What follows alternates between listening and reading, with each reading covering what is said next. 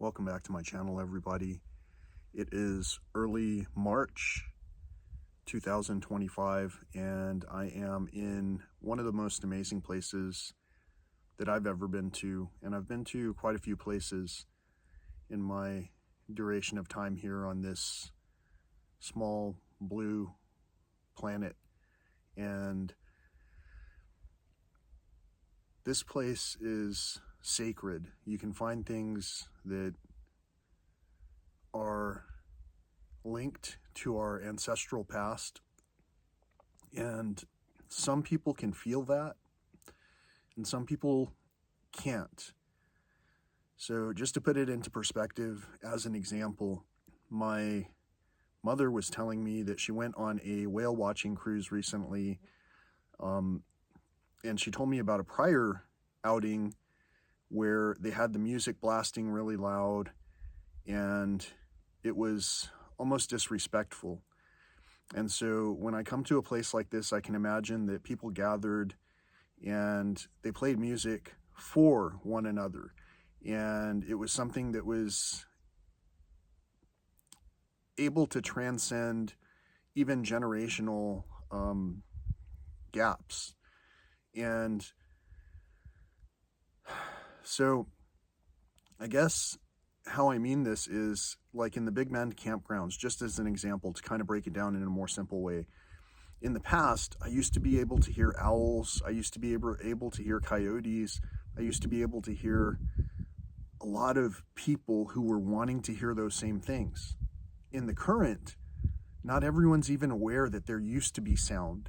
And so they don't really pay attention, and they play their own music as loudly as they can, almost with disregard to anything that would be there. So kind of to just to kind of simplify it, if I were an owl and I was in the Cottonwood campgrounds, would I want people slamming dumpsters? And would I want people with heavy machinery? Would I want people making all this noise with all of these stereos playing as loudly as possible?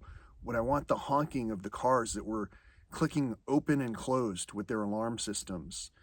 And so right now, I brought up a topic yesterday that we're in the period of Lent and we should be thinking about going without.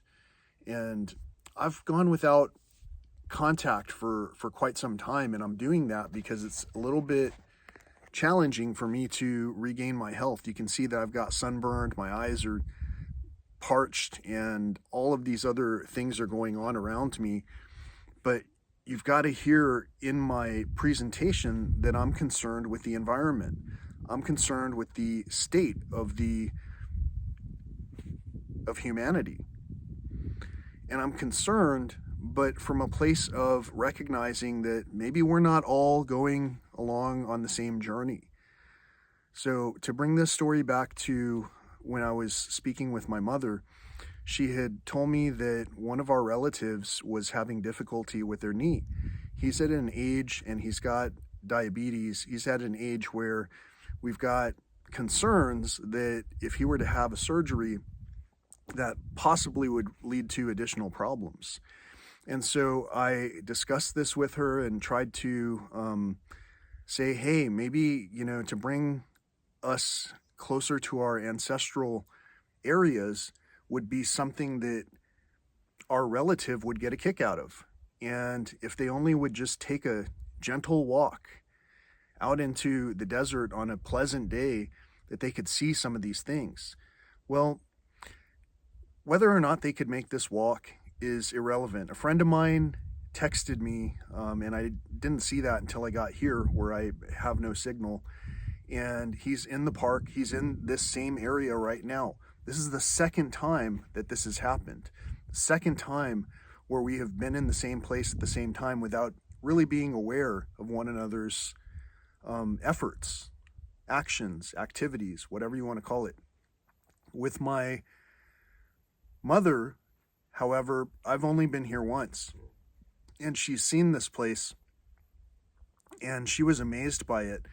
And so I suggested that maybe I'll share some pictures for you to take to our relative so that they can see some of the things that we're seeing.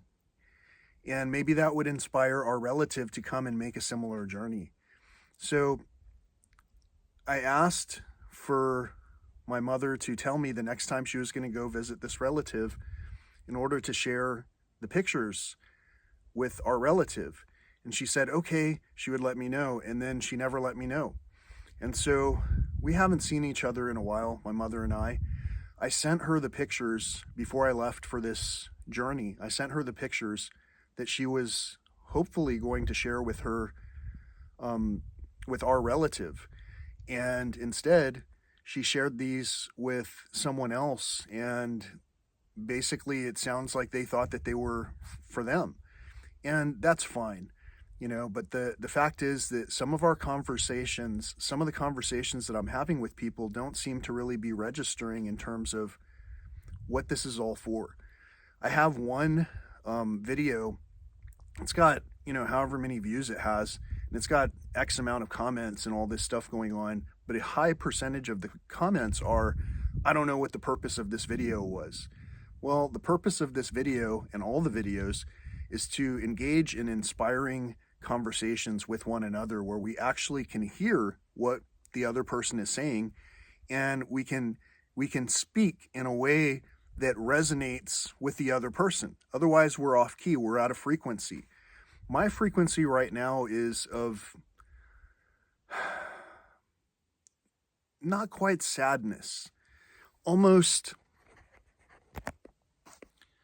heartache.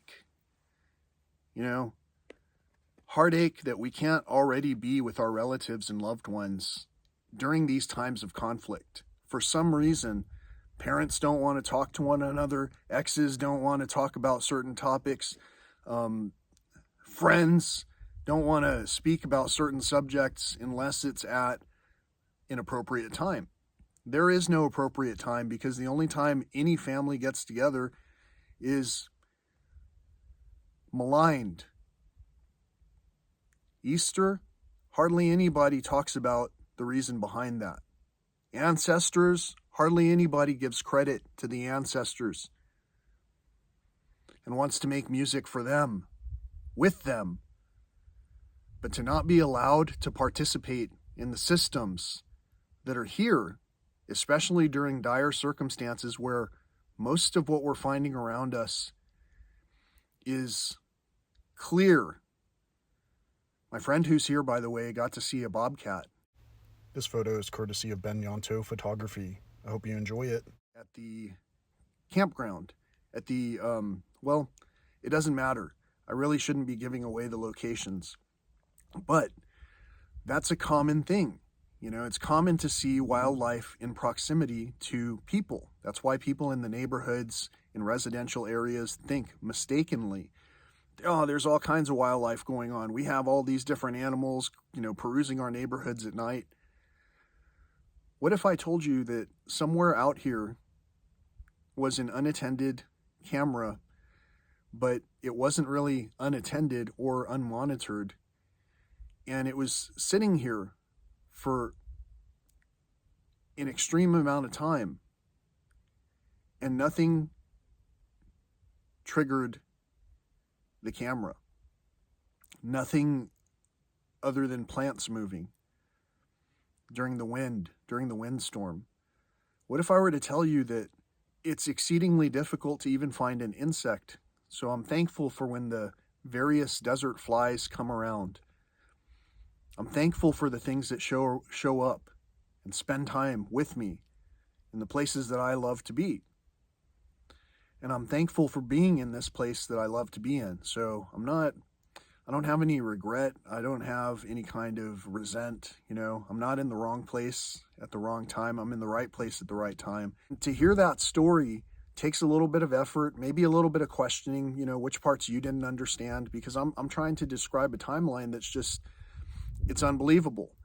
And at the same time, I'm trying to tell you that people are hardly able to pay attention enough to understand that we've had conversations about some of the things that need to happen, or that we're trying to make happen, or that we would like to make happen. And for whatever reason, some other people just don't seem to be on the same page. So if my messages sound a little bit disconnected or cumbersome or condescending or anything like that. It has nothing to do with that. It has everything to do with, I don't generally have the time to spend just doing the nothing, you know? All of us are doing a good deal of nothing and consuming as much as possible. And some of us just want to get away from it and not participate in the loads of foil and cards and worthless gestures when people don't even get together for the holidays anymore. So what do I think? I think that there are dark energies and there are positive energies, and some positive energies have been hardened because they had to be. They had to be more forceful in their conversations. And some other entities out there, they would just go ahead and type in anything as a comment, like, I don't know what this was about, and try to throw shade. That's fine. All of that energy is fine. I can reform that. Just like we can all reform ourselves. We just have to want to have an intent to move forward in what it is that we're doing. So on this particular day, for the people who this is meant for, I guarantee you the message will make sense. So until next time, peace, love, and all that old school stuff. Hello again, everybody. Thank you so much for tuning in. I know that some of this subject matter is dense and hard to work through, but just to clarify something for those who did listen to the story earlier from start to finish, I had mentioned at a certain point that people don't necessarily need to be able to walk out a certain distance to wherever to be able to see anything. And the reason I mentioned that while I was talking about the story where my friend took a picture of a bobcat is because that photo was taken from a roadway, and that roadway, you can easily drive on that roadway and sometimes see wildlife just sitting there like it was in this particular case where the bobcat was photographed. And that's basically how easy it is to see things that you might not have ever thought you would see in a place like this. So if you're in a place like Big Bend National Park and you're just driving the speed limit or whatever limit you're deciding to drive to get from point A to point B, don't forget, as a general rule, this place is home to many, many, many other animals and all kinds of life that is not as able to maneuver out of the way as quickly as we can. And also, if we just slow down a little bit and pay attention to the things around us, we won't just run them over. So some people who aren't paying attention are continuing to run over a bunch of life, including the lives of your own family members.